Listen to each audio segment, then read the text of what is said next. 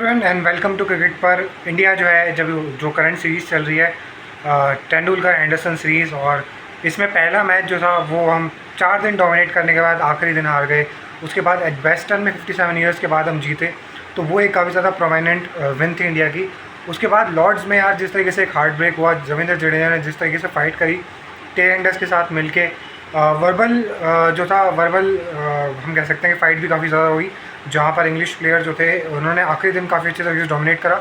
देखो at the end of the day जो बंदा सिर्फ बात कर रहा है और परफॉर्म नहीं कर पा रहा, वो चीज़ फिर आपकी टीम को हेल्प नहीं करती। लेकिन बेन स्टोक्स हो गए, जोफ्रा आर्चर हो गए या कार्स हो गए, उन लोगों ने जिस तरीके से वर्बल टॉक्स में भी वो इन्वॉल्व रहे और फिर उसके बाद परफॉर्मेंस भी आई, तो वो चीज़ एक बहुत ज़्यादा फेवर में गई इंग्लैंड के। और जिस तरीके से इंग्लैंड का टेस्ट भी बहुत अच्छे से डोमिनेट किया, 193 कहीं ना कहीं एक ऐसा टोटल था जो इंडिया को चेस कर लेना चाहिए था। लेकिन जिस तरीके से टॉप ऑर्डर फेल हो गया, जायसवाल का वो शॉट, वो रिग्रेट ही कर रहे होंगे जायसवाल ने जो शॉट खेला है। उस तरीके से करुण नायर का अब तक का दौरा, जिस तरीके से एक फॉर्मेशन लग रही थी coming up to the test series के, यार करुण नायर बहुत ज़्यादा रन कर सकते हैं और जो उन्होंने बहुत प्रॉमिसिंग स्टार्ट्स दिए भी हैं। लेकिन करुण नायर जो उन स्टार्ट्स को उन बड़े स्कोर्स में कन्वर्ट नहीं कर पा रहे, तो वो चीज़ कहीं ना कहीं हर्ट करती है कि इतना बंदा एक डोमेस्टिक से स्कोर करके आ रहा है, उसके बाद इंटरनेशनल में जब एडजस्ट करने के लिए एक मुश्किल तो होती है। बट बहुत सारे लोगों का ओपिनियन है कि करुण नायर को ड्रॉप कर देना चाहिए।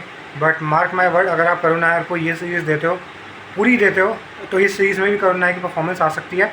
और अगर ये सीरीज़ में भी परफॉर्मेंस नहीं आती तो मैं कम से कम करुण नायर को एक और सीरीज़ के लिए तो कम से कम बैक करूँगा। नो पॉइंट कि आप डोमेस्टिक के परफॉर्मर को 2 सीरीज़ भी ना दो जज करने से पहले। बहुत सारे लोग होंगे कि यार हटा दो करुण नायर को हटा दो, बहुत इंडियन क्रिकेट जो है संवर जाएगी, इंडियन क्रिकेट एकदम टॉप पे पहुंच जाएगी। करुण नायर की वजह से नहीं हारे, हाँ करुण नायर जिता सकते थे। कभी भी टीम हारती है तो किसी एक प्लेयर की वजह से नहीं हारती, लेकिन एक प्लेयर की वजह से कहीं ना कहीं जीत में एक बहुत बड़ा कंट्रीब्यूशन हो सकता है, तो वो चीज़ है। बाकी जो अगला मैच है मैनचेस्टर, वहाँ पर आई होप यार 2 मैच जो बचे इंडिया के, वहाँ पर जिस तरीके से शुभमन गिल ने अब तक बैटिंग के साथ परफॉर्म करा है और जो बॉलिंग परफॉर्मेंसेज रही हैं, खासकर आकाशदीप की, सिराज ने तो यार ही इज़ वर्क हॉर्स है हमारी बॉलिंग अटैक का, ठीक है। वो बंदा जितना पैशन के साथ, वो बंदा इतने एग्रेशन के साथ अपने क्रिकेट को एक्सप्रेस करता है, चाहे वो बॉलिंग हो चाहे बैटिंग हो, जितने भी जो भी उसका स्किल सेट है वो पूरा लेके आता है। और जो स्किल सेट है वो सिराज का कहीं ना कहीं उसी चीज़ में है कि वो रिलेंटनेस है, एग्रेसिव है और ऑन दी फेस है, तो वो चीज़ बेहतर है। बाकी जसप्रीत बुमराह देखते हैं कि जो आगे दो मैच अभी बचे हैं मैनचेस्टर में, फिर ओवल के अंदर है, तो देखते हैं कि होता क्या है उन 2 मैचेस के अंदर। मुझे बहुत ज़्यादा होप है यार इंडियन टीम से कि इंडियन टीम शायद अभी भी बाउंस बैक कर जाए, और मैं बहुत ज़्यादा सरप्राइज़ नहीं हुआ कि अगर इंडियन टीम यहाँ से 2 मैच जीत के सीरीज़ जीत जाए, या फिर एक मैच मैनचेस्टर वाला ड्रॉ हो और आखिरी हम जीत जाएँ, तो सीरीज़ अभी भी या तो हम लेवल कर सकते हैं, जीत भी सकते हैं। बाकी गौतम गंभीर के ऊपर as a head coach winning percentage इतनी ज़्यादा अच्छी नहीं है, तो उनके ऊपर काफ़ी ज़्यादा सवाल है।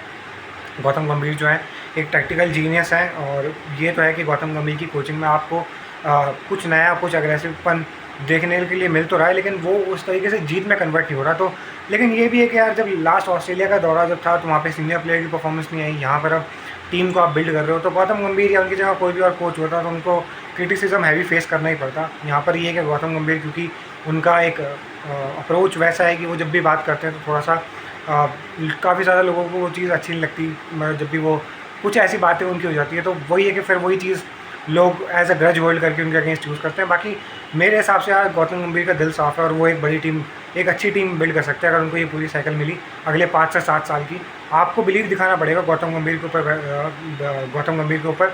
बहुत सारे लोग जो हैं वो जब तक अपना मतलब होता है जब तक तो हेड कोच को सपोर्ट करते हैं, लेकिन जब मतलब नहीं निकलता तो सबको, क्योंकि गंभीर एक ईजी टारगेट भी है, तो सब उनको ही टारगेट करने लग जाते हैं, तो वो चीज़ गलत है यार। बाकी मुझे ऐसा लगता है कि यार इस टीम में अभी भी कैपेबिलिटी है। देखते हैं ऋषभ पंत आए होप सो कि अगले जो चौथा मैच है सीरीज़ का उसके लिए फिट हो। ऋषभ पंत आपकी मैच विनर है, ठीक है, एक मैच में वो आउट हो गया यार, ब्रिलियंट डिलीवरी थी जोफ्रा आर्चर की, लेकिन कभी भी ऐसी सिचुएशन में आप चाहोगे कि ऋषभ पंत जैसा प्लेयर जो आपकी टीम के अंदर खेले।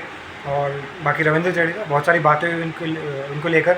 हैरी ब्रूक ने कहा कि doesn't even deserve to be in this side, and I hope so उनको पता चल गया होगा। अच्छा, हैरी ब्रूक एक ऐसे प्लेयर है जिनको दिन रात और शाम अगर जडेजा बॉल करें तो वो बॉल के आउट कर सकते हैं रविंद्र जडेजा, हैरी ब्रूक जैसे प्लेयर को। और वही है कि जब आपका जो है फ्लैट पिचेस पे आप थोड़े बहुत रन बना देते हो, और आपका जो है आजकल क्योंकि लीग क्रिकेट भी बहुत ज़्यादा है, तो बंदे को टेंशन होती नहीं है और फ़र्क भी नहीं पड़ता, तो आपका ऑब्वियसली अप्रोच वो कुछ ज़्यादा ही, आप जितने प्लेयर होते हो उससे ज़्यादा बोल जाते हो। तो हैरी ब्रूक जितने प्लेयर हैं उससे ज़्यादा वो बोल जाते हैं, मुझे लगता है कि उनको एक लेसन सिखाना चाहिए अगले वाले मैच के अंदर। And by lesson I mean कि यार अगर वो वर्बल टॉक में एंगेज होना चाहते हो तो हमारी तरफ से भी वर्बल टॉक के अंदर एंगेज होना चाहिए। और आप अपनी इंटेंसिटी, मैं कहूँगा इंडियन टीम को कि आप अपने फील्डिंग एफर्ट के अंदर अपने बैटिंग एफर्ट और बॉलिंग एफर्ट में इंटेंसिटी दिखाओ। हाँ, अगर किसी को वर्बल एंगेज करना है तो आप, हाँ, why not, go ahead and go, जाओ भाई, वर्बल एंगेजिंग भी करो। जस्ट विराट कोहली करते थे, उनकी परफॉर्मेंस को वो चीज़ एनहेंस भी करती थी। एंड अगर हैरी ब्रूक जैसा प्लेयर जो एक फ्लैट ट्रैक बुली है, अगर वो बंदा इतना ज़्यादा बोल रहा है तो आई गेस कुछ ना कुछ तो हमारी तरफ से भी उसको वर्ड ऑफ एडवाइस जानी चाहिए और थोड़ा सा अग्रेसिव आना चाहिए उस बंदे के ऊपर, क्योंकि उतना ही क्रिकेटर है जितना आप अब तक उसकी सीरीज़ में परफॉर्मेंस देख चुके हो। आप आगे अगले वाले 2 मैच में भी उसकी अपनी परफॉर्मेंस देखोगे। ये चीज़ मैं गुस्से में बोल रहा हूँ, मुझे पता है कि अच्छा क्रिकेटर है हैरी ब्रूक, बट जितना वो बोल जाता है ना तो दिमाग बहुत ज़्यादा ख़राब कर देता है। कैपेबिलिटी है उसके अंदर कि अगले 2 मैच में बड़ी इनिंग खेल सके, लेकिन अगर वो ज़्यादा ही बोलता रहेगा और जितनी उसकी परफॉर्मेंस है उससे ज़्यादा अगर उसका मुंह चलता रहेगा, पाकिस्तान में रन बनाए हैं, इंग्लैंड की फ्लैट पिचेज़ में रन बनाए हैं, अभी एशेज़ आएगी, मैं देख लूँगा कौन कितना बड़ा प्लेयर है, तो वहाँ पे ही पता चल जाएगा। बाकी पूरी उम्मीद है कि इंडियन टीम बाकी 2 मैचेस में डोमिनेट करके और ये सीरीज़ को अभी भी या तो लेवल कर सकती है, जीत सकती है। तो यही था गाइस आज की वीडियो में। एंड आई होप सो कि मतलब आई प्रॉमिस कि मैं थोड़ा सा रेगुलर रहूँगा क्रिकेट पर के ऊपर। और थैंक यू एवरीवन। एंड हम अप्रोच कर रहे हैं 1000 सब्सक्राइबर को, तो प्लीज़ चैनल को सब्सक्राइब कर लीजिएगा। बाय।